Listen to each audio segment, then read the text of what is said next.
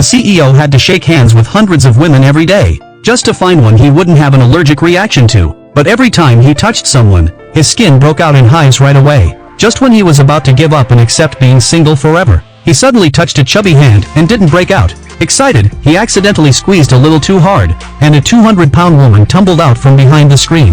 The CEO never expected that the only woman he wasn't allergic to would turn out to be a plus-sized lady.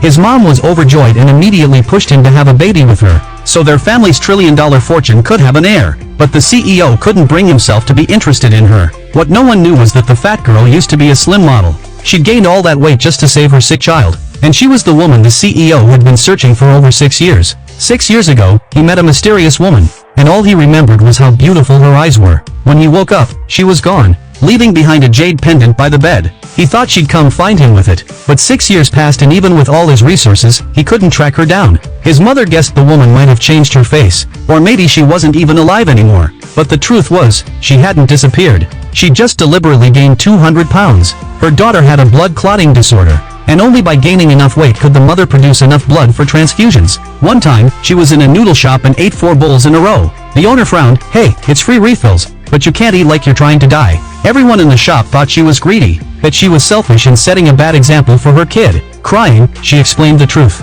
and everyone realized she was an incredible mother.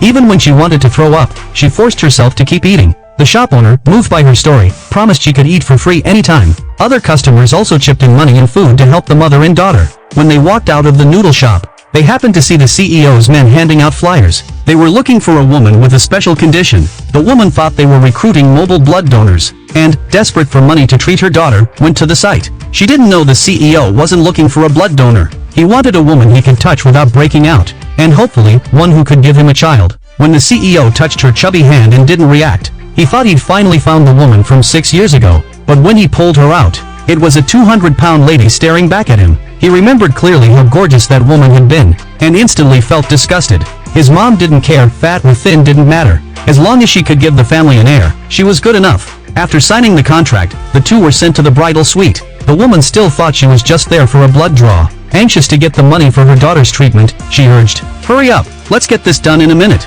The CEO had never felt so insulted in his life. He didn't even want to go through with it, but his mother had anticipated that and secretly drugged his drink. Now his body was burning up, and when he looked into her familiar eyes, he hesitated. But the woman thought he was a vampire, and slapped him right across the face. That slap sobered him up instantly. Furious, he showed her the contract, and that's when she realized she'd signed a marriage agreement that required her to have his child. The CEO's mother asked if she was still willing to go through with it. Thinking of her sick daughter, the woman said tearfully, "As long